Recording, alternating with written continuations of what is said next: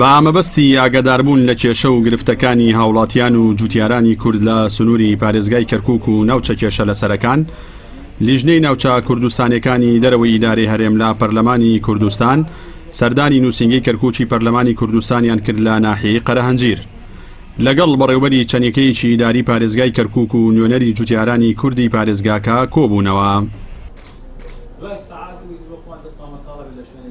پێشاتەکانی ئەم دوایەی ناوچە کوردستانەکانی دەرەوەی هەرێم ئەمەی لە ئێمە خواست کە ئەمڕۆ سەردانی نووسینگەی کەرکووک بکەین لە قەرەهەنجیر.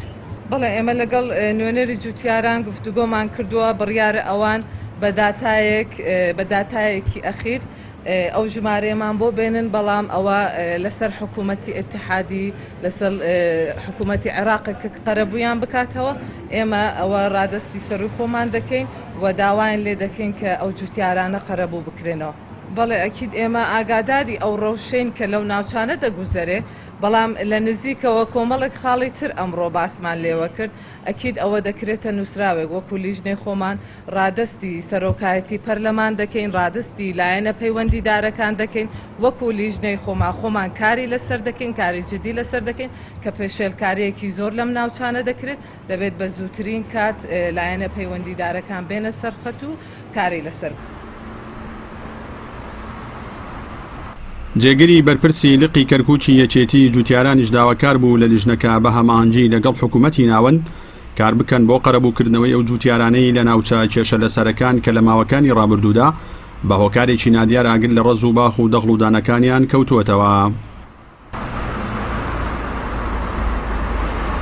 بۆ یەکەم جارەکە ئەمە ئەبینین ئەوان بەو جدیەتە هاتنەتە ئێرە و جوتیارانی ئێمە ئێستا لە کەرکووک پێم وایە زەنگێکی مەترسی لەسەریانە کە ئەویش بە سووتانی خەلە و خەرمان و بە هەڕەشەلێکردن لە داگیرکردنی زەویەکانیان و لە ناو شاریش بە داگیرکردنی گەڕەکان و چۆڵکردنی گەڕ ئەمانە هەمووی مەترسیێکی زۆر گەورەیە لەسەر کورد و لەسەر جوتیاری کورد بە تایبەتیش. من پێم وایە هیچ خاڵی لەوە گرنگتر نییە کە هەنگاو بنرێ بۆ ئەوەی لەوە زیاتر کەرکووک تووشی معانات نەیە.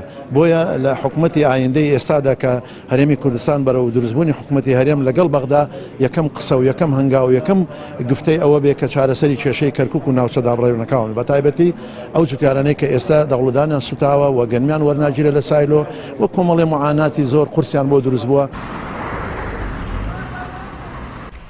لە پاش ڕووداوەکانی 16 ئۆکتۆبەر و لە دەستدانی زیاتری لە 150 خاچی هەرێمی کوردستان لەلایەن هەردوو حیزبی دەسەڵاتدارەوە، پێگەی کورد لە ناوچە کێشە لەسەرەکان بەگشتی و سنووری پارێزگای کەرکووک بە تایبەتی بە جۆرێک لاواز بووە کە لە هەندێک ناوچەدا وێڕای ئەوەی مەترسی لەسەر سەروماڕی هاوڵاتیان هەیە، هاوکات مەترسی جدیش لەسەر ژیانی هاوڵاتیانی کورد دروست بووە. تا ئێستەش هەردوو حکوومەتی هەرێم و ناوەندلاس کێشەکانی کورد لەو ناوچانە بێباکن و چارەسەرێکی ئەوتۆیان بۆ چارەسەرکردنی کێشەی کورد لەو ناوچانەدا نەدۆزیوەتەوە.